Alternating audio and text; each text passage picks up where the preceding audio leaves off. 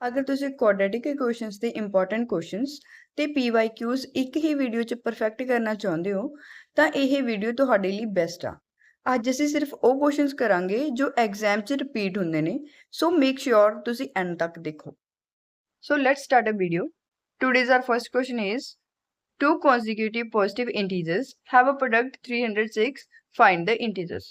Consecutive word ਦਾ ਮਤਲਬ ਹੈ next number, okay? Let ਕਰੋ ਕਿ number 3 ਆ, then ਉਹਦਾ consecutive number ਕੀ ਹੋ 4. So let first consecutive positive number. So first consecutive positive number is x. Then second number will be x plus 1. Okay.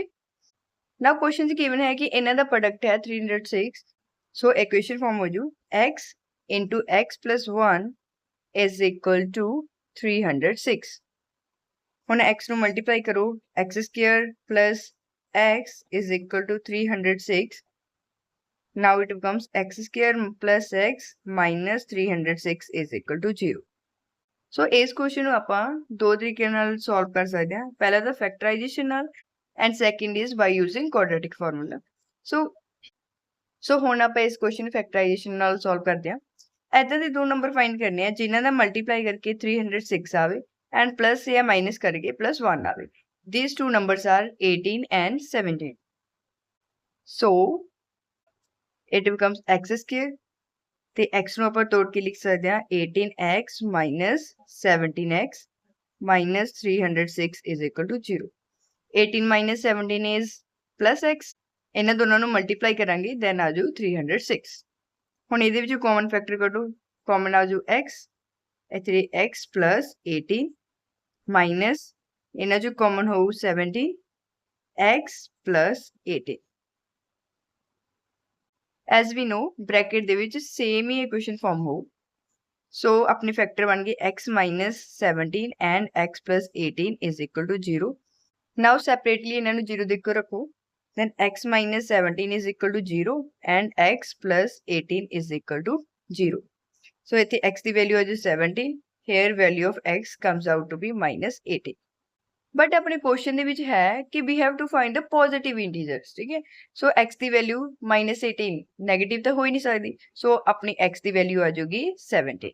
Our first number is 17 and second number that is x plus 1 is 17 plus 1 is equal to 18. So अपना answer आ गया 17 and 18. Now next question is, the area of a rectangle is 5 to 8. First area of a rectangle is L into B, okay? That is equal to 5 to 8 centimeter square. Next, if length is 1 centimeter more than twice its breadth, okay? Given है कि length, if length is 1 centimeter more, 1 centimeter ज़्यादा या कितने नालों? then twice its breadth से twice, that is 2b. ये अपने को length ਦੀ value आ गई। सो बस ਹੁਣ ਕੀ ਕਰਨਾ ਹੈ, ਇਸ ਇਕੁਏਸ਼ਨ ਦੇ ਵਿੱਚੋਂ l ਦੀ ਵੈਲਿਊ ਇੱਥੇ ਪੁੱਟ ਕਰ ਦੇਣੀ ਹੈ, then b ਦੀ ਟਰਮ ਦੇ ਵਿੱਚ ਇਕੁਏਸ਼ਨ ਫਾਰਮ ਹੋ ਜੂ। now we have l is equal to 5 to 8. value of l is 2b plus 1 into b is equal to 5 to 8. now b ਨੂੰ ਬ੍ਰੈਕਟ ਨਾਲ ਮਲਟੀਪਲਾਈ ਕਰੋ, 2b square plus b is equal to 5 to 8. Then equation form 2b square plus b minus 5 to 8 is equal to 0. Now इस equation ਨੂੰ solve ਕਰਨ ਲਈ quadratic formula use ਕਰਾਂਗੇ।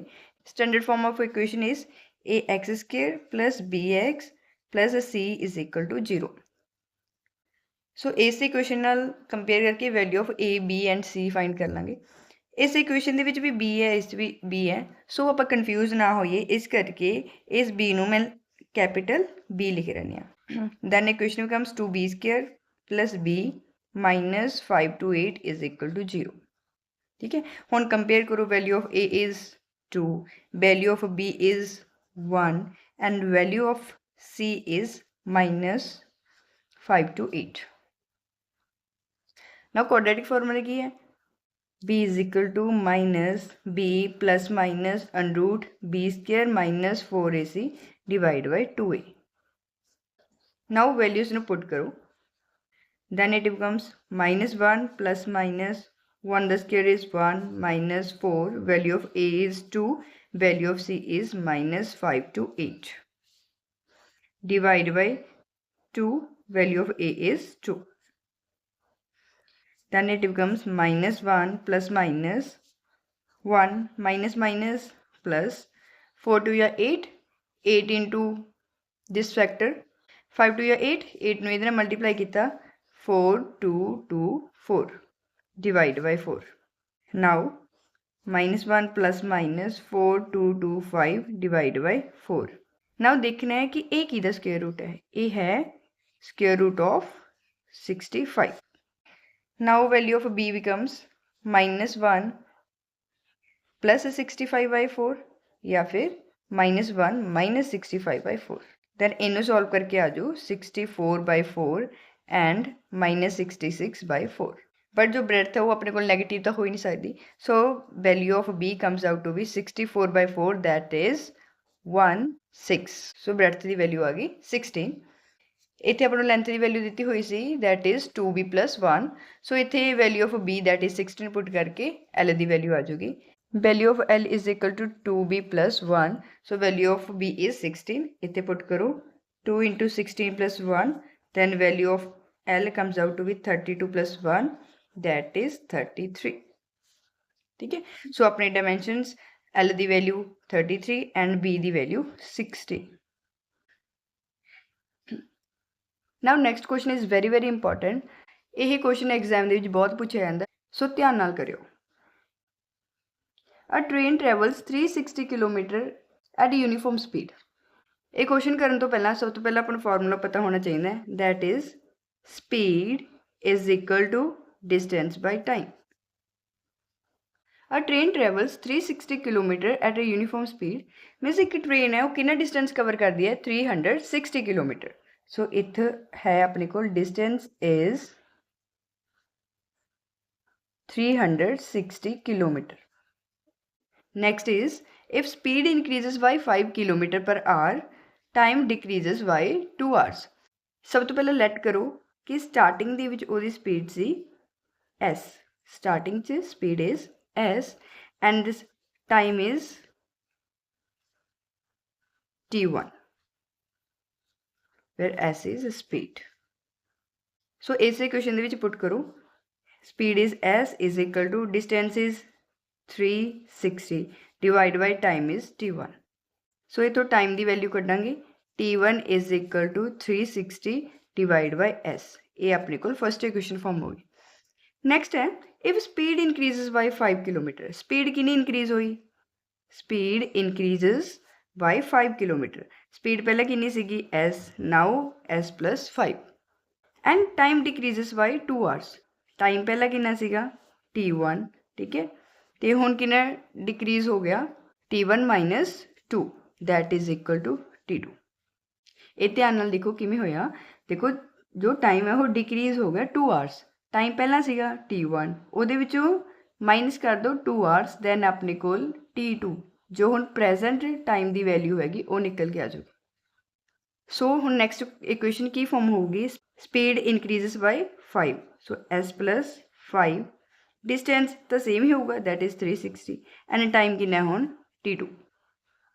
सो value of t2 is 360 divide by s plus 5. This is our second equation. बस हुण की करना, value of t1 and t2 इस इक्वेशन के पुट करनी है. इस इक्वेशन को सिंपलीफाई कर लेने, that is t1 minus t2 is equal to 2. Equation बन गई. Value of t1 is that is 360 by s minus t2 की वैल्यू है 360 divide by s plus 5, it comes out to be 2. This is value of t1 जदों एने distance kilometre s speed के नाल travel कर रहा है. This is value of t2 जदों डिस्टेंस 360 s plus 5 स्पीड के नाल ट्रैवल कर रहा है. हुण इस इक्वेशन को सॉल्व करके s की वैल्यू फाइंड कर लांगे. एक बार मैं दोबारा रिवाइज करवानी है कि आपां कीता की है. आपां नूं पता कि स्पीड का फॉर्मूला हुंदा डिस्टेंस बाय टाइम. ठीक है। तो क्वेश्चन के डिस्टेंस आपां 360 किलोमीटर गिवन हैगा। स्टार्टिंग के गिवन आ कि इस स्पीड के नाल 360 किलोमीटर T1 टाइम के ट्रैवल करती है जी ट्रेन हैगी। ठीक है, सो T1 की वैल्यू आ जाएगी 360/s। फर्स्ट इक्वेशन फॉर्म हो जाए।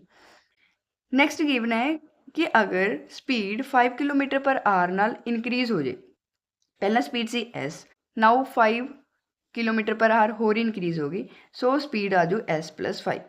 ओके, टाइम T2, टाइम आप लैड किया T2 ਜਿਹੜਾ ਕੀ ਹੈਗਾ ਪਹਿਲਾਂ ਵਾਲੇ टाइम ਦੇ ਨਾਲੋਂ डिक्रीज बाय 2 आवर है ना, टाइम ਦੇ ਨਾਲੋਂ 2 ਘੰਟੇ ਘੱਟ ਹੈਗਾ। सो नैक्सट आप की किया, पहला T2 की वैल्यू फाइंड की सी स्पीड की वैल्यू की सी अपने को s+5 तो डिस्टेंस तो सेम ही है 360 तो आप टाइम लैट किया होएगा T2। सो इतों T2 की वैल्यू आप फाइंड कर ली। ना इक्वेशन 1 तो 2 नू इस इक्वेशन के सॉल्व किया, वैल्यू ऑफ T1 आ गई 360/s तो T2 की वैल्यू है 360/s+5। ना इतने देखो इतने भी 360 है, इतने भी 360, सो आप कॉमन कर सकते हैं 360 1/s minus 1/s+5 is equal to 2। now 360 ਤੇ ਮਲਟੀਪਲਾਈ ਹੈ, ਇੱਥੇ ਹੋ ਜੀ divide the, then 1 minus s minus 1/s+5 is equal to 2/360। ਇਹਨੂੰ ਕੈਂਸਲ ਆਊਟ ਕੀਤਾ, 2 1 जा 2 and 180। सो इक्वेशन होगी 1/s minus s+5 is equal to 1/180। ਹੁਣ जस्ट की करना, क्रॉस मल्टीप्लाई करो, इनू 1 नाल मल्टीप्लाई किया s+5 माइनस s नू 1 नाल s डिवाइड बाय इन्हां दी आपस में multiply s+5 is equal to 1/180। Now s plus का है माइनस का, ये तो हो गया कैंसल, इत्थे रह गया 5। ठीक है, इत्थे s नू मल्टीप्लाई किया s² plus 5s is equal to 1/8। now 180 ਨੂੰ 5 ਨਾਲ ਮਲਟੀਪਲਾਈ ਕੀਤਾ, it comes out to be 900 is equal to s² plus 5s। then equation form होगी s² plus 5s minus 900 is equal to 0। ਹੁਣ इस equation ਨੂੰ ਆਪਾਂ quadratic formula use करके solve करांगे। सब तो पहला राइट करो value of a b and c। Value of a is 1, b is 5 and value of c is -900। ठीक है, हम क्वाड्रेटिक फार्मूले के बस इस वैल्यूज़ पुट करो। क्वाड्रेटिक फार्मूला हैगा कि सी -b plus minus √b² minus 4ac divide by 2a। Now value of s is equal to -b is -5 plus minus value of b is 5, 5 the square is 25 minus 4, value of a is 1 and value of c is -900 divided by 2, value of a is 1 that is 2। so हो जो -5 plus minus 25 minus minus plus 4 into 900 is 3600 divided by 2।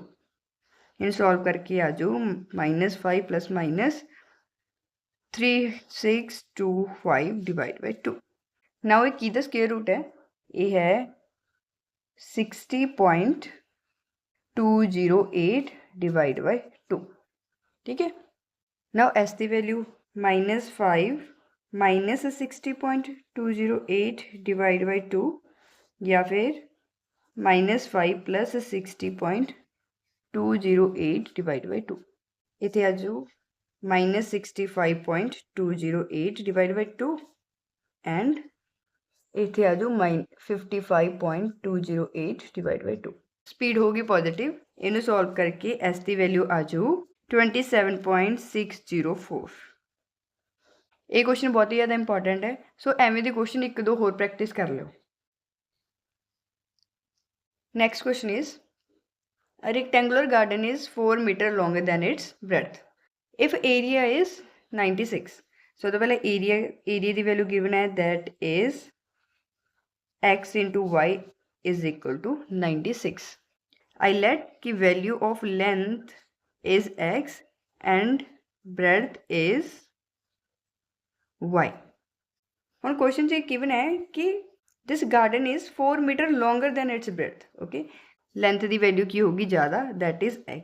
x is equal to breadth तो कितना ज़्यादा आ 4, y plus 4 ये आ गई x की value.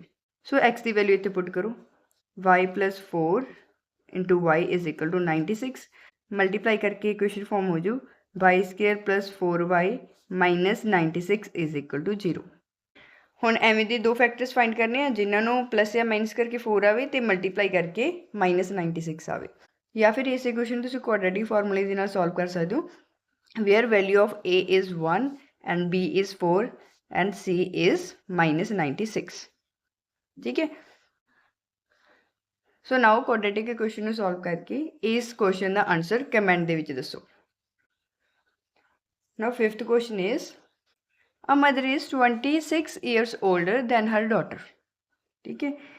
Late करो कि उसकी डॉटर की एज है x let daughter's present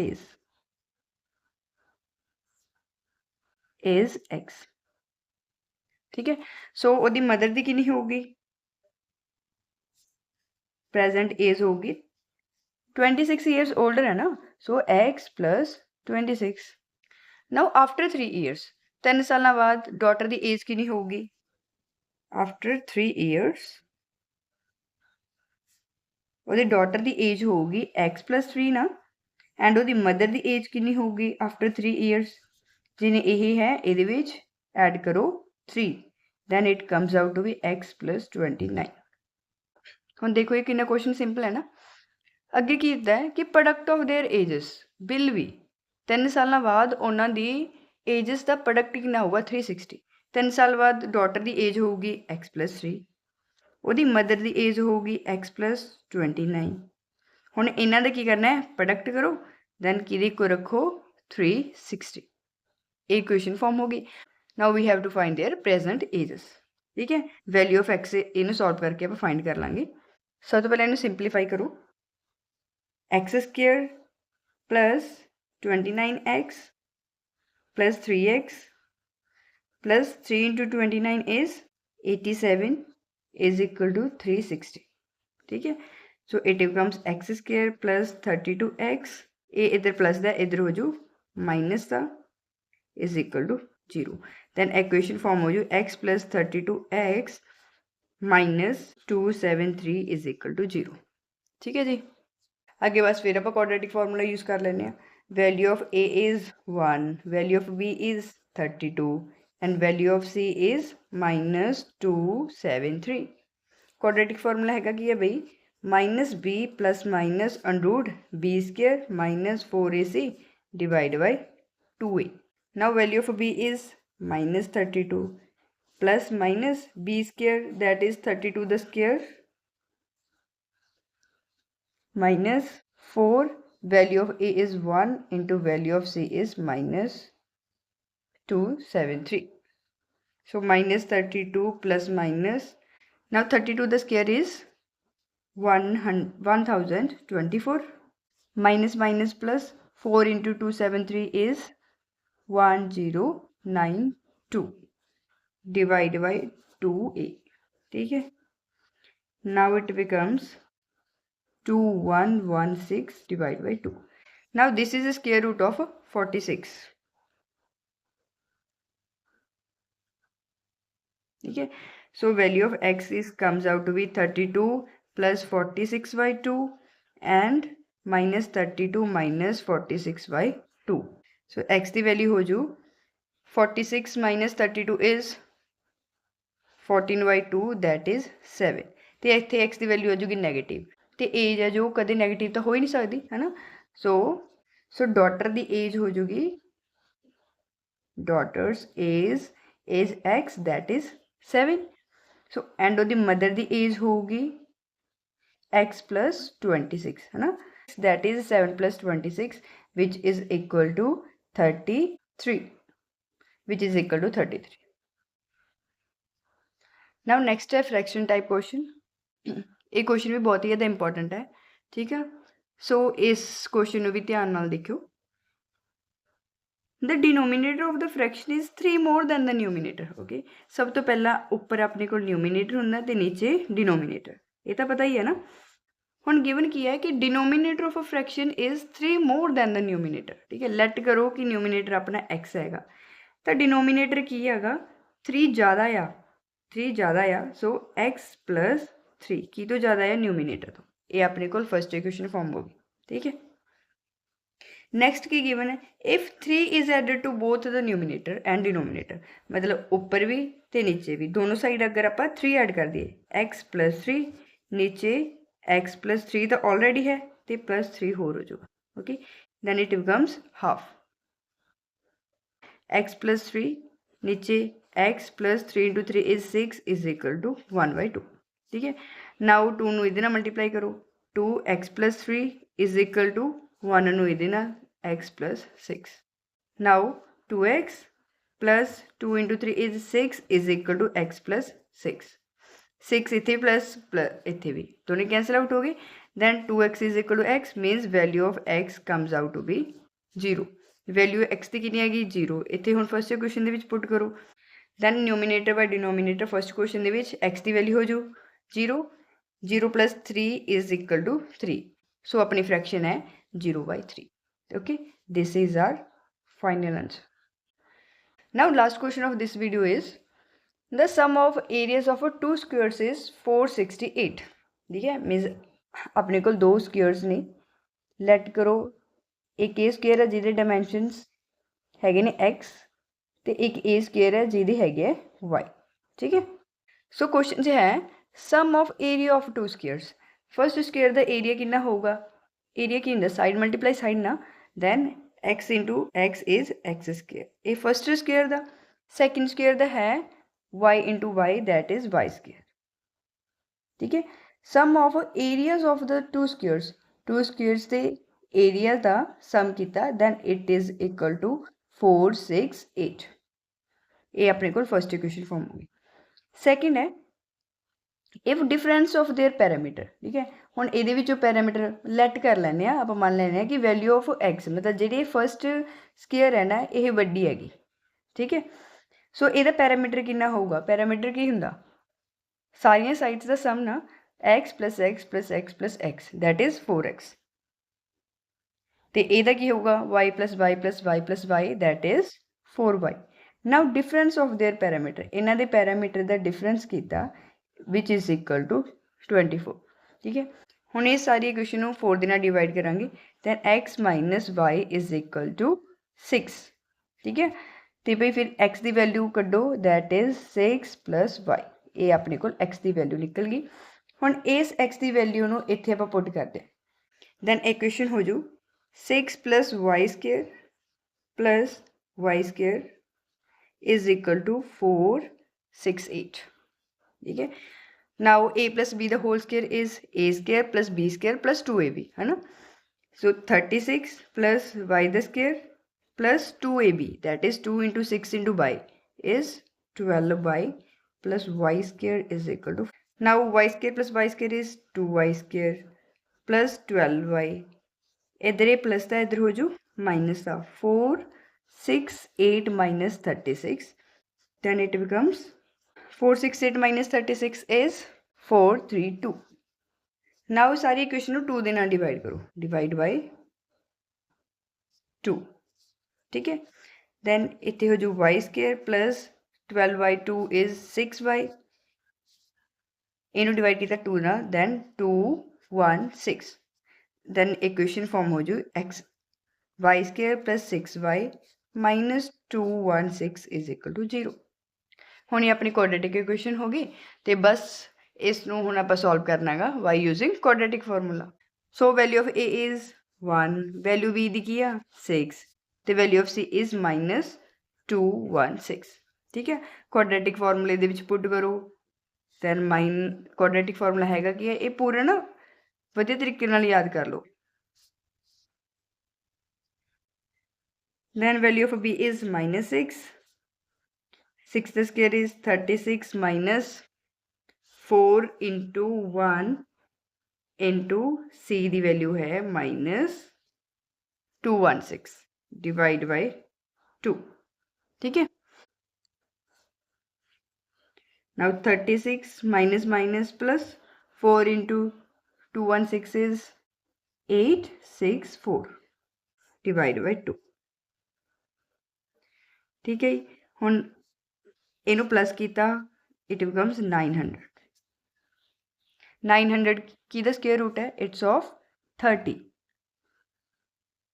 So value of y is minus b plus 30 by 2 and minus 6 minus 30 by 2। ਹੁਣ ਕੁਐਸਚਨ ਦੇ ਵਿੱਚ ਆਪਾਂ ਨੂੰ ਸਕੇਅਰ ਦਿੱਤੀ ਹੋਈ ਹੈ ਹਨਾ। ਸੋ ਇਹਦੀ ਜੋ ਸਾਈਡ ਹੈ ਉਹ ਪੋਜ਼ਿਟਿਵ ਹੀ ਹੋਊ, ਨੈਗੇਟਿਵ ਤਾਂ ਹੋ ਨਹੀਂ ਸਕਦੀ। ਸੋ ਇੱਥੇ ਤਾਂ ਆਪਣੇ ਕੋਲ ਨੈਗੇਟਿਵ ਵੈਲਿਊ ਆ ਰਹੀ ਹੈ, ਇਹ ਤਾਂ ਹੋਣਾ ਨਹੀਂ। So value of y comes out to be 30 minus 6 is 24 by 2, that is 12। So value of y comes out to be 24 by 2, that is 12। ठीक है। सी अपने को इक्वेशन हैगी कि सी x is equal to 6 plus y। ठीक है, y की वैल्यू 12 इतने पुट करो, then x is equal to 6 plus 12, that is 80। So पहली स्क्वेयर की साइड आ गई 80 एंड सैकेंड स्क्वेयर की साइड आ गई 12। ठीक है, this is our final answer. Now बाकी होर इंपॉर्टेंट क्वेश्चंस ते केस स्टडी नैक्सट पार्ट च कवर करांगे। सो चैनल नू सबसक्राइब कर लो।